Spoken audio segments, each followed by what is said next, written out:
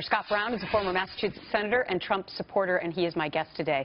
Senator, great to have you back on The Real Story. I really want to get the real story on what happened on this phone call yesterday. You were on a phone call with Donald Trump and his top surrogates and supporters. Bloomberg reported that there was a lot of, well, concern on the call, and that Donald Trump basically said to the surrogates, look, you have to continue to go after reporters and you have to continue to go after this judge. Is that what happened? Well, with all due respect to Bloomberg, that's not what happened. As you know, I'm not a surrogate. I am a supporter, and there are times when I want to learn more about an issue, and this happened to be one of them, so I asked to be on the phone call. And what he wanted to do is explain to me and others, like, what's going on with the case, because there's a tremendous amount of misinformation out there.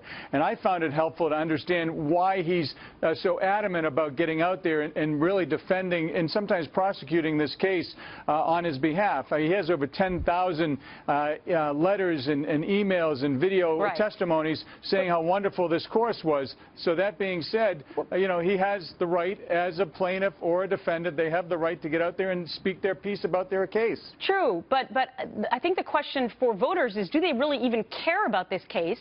And is the fact that Donald Trump keeps talking about it a negative? I mean, is it self-destructive? Take away even the comments that he had about the Hispanic judge. Does anyone stand up to him on these calls, Senator?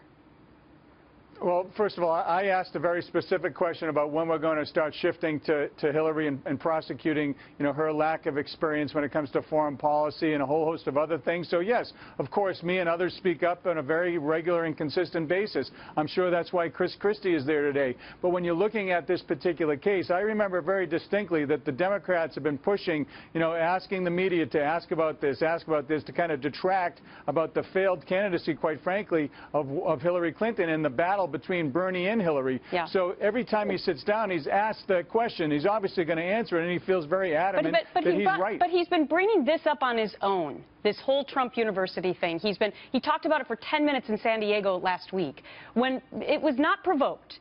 And I think a lot of his supporters, and you are one of them, so answer this for me, wouldn't you rather have him talking about the economy?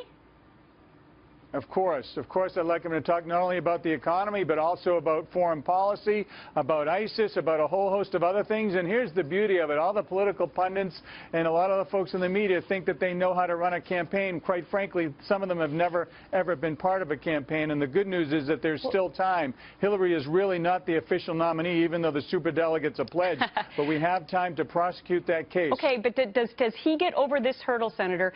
And did he listen to you as somebody who's encouraging him to get off of this? Well, we'll soon find out, won't we? I mean, I hope so. I offer my suggestions, and kind of the running joke with Donald Trump is, you know, he takes about 70% of what I give him. And I joke back, listen, if you took 100%, you'd be far better off. So, you know, we'll see, and hopefully he'll move forward.